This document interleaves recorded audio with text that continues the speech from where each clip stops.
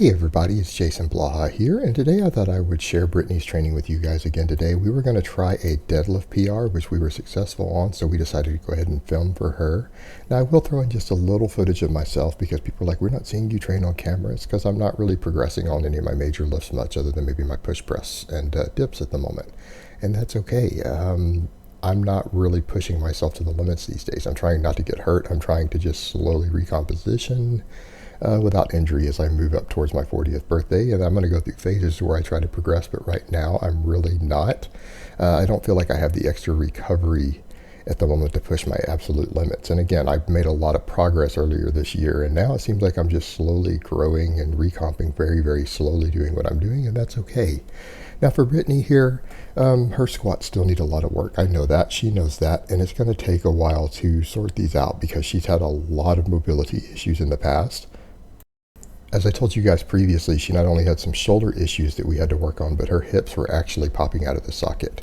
Actually, the first real date we went on, like we were walking in, her hip kind of popped out of the socket. She was having a major issue with her hips just due to years of not taking care of them and going back and forth between not working out and not working out, and no trainer having ever rehabbed that. So we've had to work pretty hard to rehabilitate that. So squats and squat mobility has been a problem. Like she could only do a half squat with her body weight when we first started. So again, she's come a long way. We were actually still reaching depth here, but her tightness needs work. Getting her shoulders tighter, getting her core tighter, better stability, and getting her to where she can sit down without the box, without fear. That's a big psychological hang-up problem for a lot of people, and it's something that can take a lot of work, particularly people who've had some mobility issues who aren't used to being able to go that low. The idea of just sitting down or backwards with a weight on their back or a bar up on their shoulders like that is terrifying for a lot of people, and so it can take quite a bit of work to get those people to the point to where they can do that. But and we're also working on her staying upright, her trying to keep her neck neutral while keeping her chin up. It's just going to take time, and we're working on it. But that's the thing; these things can be fixed. You just have to be patient. And her recomposition has been fantastic. I mean, again, as most people have noticed, she's lost a tremendous amount of weight. I eat cleaner than she does, and she just loses fat. So I do more cardio than she does, and she just loses fat. Her appetite isn't as extreme, and she does binge a little bit, but it hasn't slowed down her fat loss at all. So it's all good. So that's been our primary focus, is just rehabilitating all of her joints, all of her connective tissue, and bringing the body fat down to a healthy level, which she is now at. So we're just taking it from there. And of course, her wanting to get a better booty. That's been a big deal for her. And it's been coming along. She's gained quite a bit of muscle on her glutes lately. But again, that's taken work. That's been all these box squats and all the deadlifts. So up next, we're going to do some deadlifts. Her first warm-up set looked good. And instead of, normally we do 3 sets and we ramp up, or we do 3 lighter sets across, depending upon what we're doing that day in her training. But today was kind of a max effort day. So we decided to warm up here.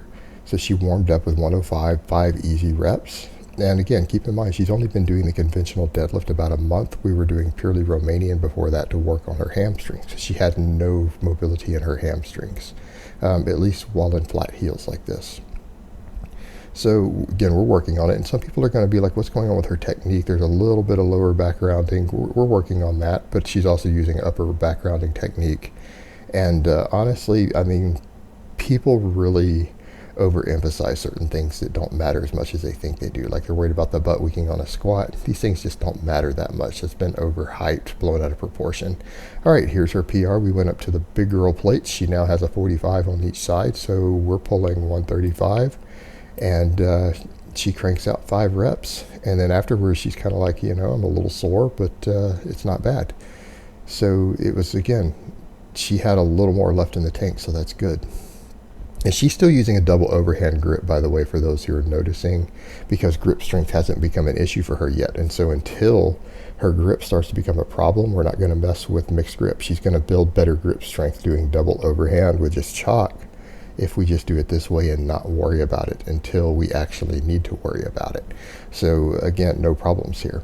So again, everything just raw. Obviously, you guys notice she doesn't use a belt or wraps on anything because we don't need these things. Again, they're just basically band-aids to solve problems, and if you don't need them, don't use them.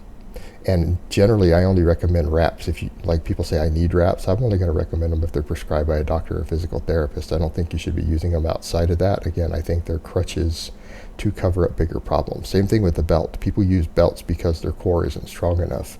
And again, I know that's going to really upset a lot of people to hear someone say something like that, but it's true. They just let you lift more weight when you have a weak core and a weak lower back. Fix the muscle weaknesses and the problem goes away. And again, notice how small her waist is on these inclines. Oh, also, we haven't been doing inclines. This is her first time doing these in over a week. We had to take them off for 4 sessions. She had a minor pec pull in her right pec, and accordingly, we didn't want that minor pull to turn into any sort of serious tear, and so we've left it alone, and she's done no pressing or chest work of any type for 4 workouts. We even skipped the lat pull downs for 2. She started doing them again the last workout, and they were fine. So now that she's having no soreness in her chest, all the pull seems to be completely healed, we went back to doing these, and she picked right back up where she left off.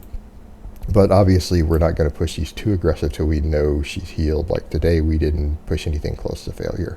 Again, we just worked on technique, getting the bar path down, again, getting the mobility down, and again, picking back up where she left off. Eventually, we will start pushing these inclines a little harder and take it from there. But everything's good with those. And again, people ask why the closed grip even on the incline, because people who've had histories of shoulder issues need to be doing narrow grip on most of their upper body pushing and pulling. That's why we do a hammer grip, closed grip, lat pull down for her. That's why we do closed grip on the incline. Again, it's to protect her shoulders, because again, she's an artist, she's a hairdresser, she's a stylist. We do movie special effects. In fact, we were on a movie set most of last weekend. She does a lot of independent films. We do the special effects, makeup, stuff like that, and I go with her when she does all of that. And I mean, it's cool. We end up hanging out with a lot of models and actresses and things like that. So it's a lot of fun. She gets paid to do it, obviously. But again, accordingly, because of that, there's a lot of stiffness in her shoulders, her arms up in front of her all day long sometimes when we do projects like that for 8 hours straight. And it's pretty much nonstop with no breaks. So again, we keep all these grips narrow, and it's helped successfully rehabilitate her shoulders a lot. And again, as you guys can see, she's doing this stuff. Her back, shoulders, everything have gotten tremendously leaner. Again, dramatically so. Her recomposition has been very effective. And for those who are curious, again, right now she's 5'7", 141 pounds, and doing fantastic here. We're just going to keep progressing, and she really wants to keep working on that deadlift. Her goal is to get to a 200-pound deadlift as an upcoming goal, so that's what we're working towards. And so obviously we're pushing the deadlift harder than a lot of other lifts. And then she throws in some core work here at the end. And I like to do for people for improving the deadlift and the squat, I like standing band work, standing cable work like this, just because of better specificity of training. But as you guys can see, she's doing pretty heavy core work, beltless squats, beltless deadlifts, every single workout, and her waist is still getting smaller. So people who are worried about this idea that they're going to get a big bulky waist from it, she has a very wide waist kind of genetically already, and fairly narrow hips, and yet her waist just continues to get smaller from doing this. So that should tell you something. Again, just looking at her genetic structure, she's actually still getting a smaller waist in spite of that. So again, don't be afraid of heavy core work. Don't be afraid of heavy squats and deadlifts. The guys who are getting the big, thick waistlines you're thinking of, it's usually from excessive drug use. That's what's causing it. It's not the fact that they're deadlifting heavy without a belt or that they're doing core work. Again, unless you're doing heavy weighted oblique work, you're not going to thicken up. And then up next, I do a set of deadlifts for you guys. I'm not really pushing myself that hard on deadlifts. I mean, these days, honestly, since I'm deadlifting at a high frequency, I usually just come in and do, around 5 reps with 500 pounds. Is it the most I can do? No, you guys have seen me do more than that, even for 5 reps on camera. But I'm just coasting right now. And because I'm doing it at such a high frequency, and again, it's such a taxing lift, I'm actually doing just fine with this. My back seems to still be thickening out, even working a sub-maximal weight. So again, not a big deal, but again, I thought I would just film one for you guys. So I'm just doing a quick, 500-ish, and knocking out 5 reps real quick. And again, there are times when people need to realize that you're not always going to want to be progressing at all points in your life. And I know a lot of people are like, well, I'm always going to want to progress 100%. No, you're not. And anyone who's saying that, it's bullshit. you should know better than that. It doesn't work that way. There are going to be times when you guys are going to coast. And you know what? It's okay. Sometimes even when you coast for a little while, as soon as you get your drive back to go 100%, your body is really well recovered, really well adapted when that happens. And when you do go back to push, because your body is so used to the workloads you're doing, it's ready for more. And when your mental state is where it needs to be, you just make amazing progression again in bursts. And sometimes that's something the advanced lifter, who is pretty much near the limits of where they're going to be able to get, can actually make progress by doing it that way. All right, guys, but that's really all I have to say on that today. I hope it's been informative, and I will talk to you guys next time.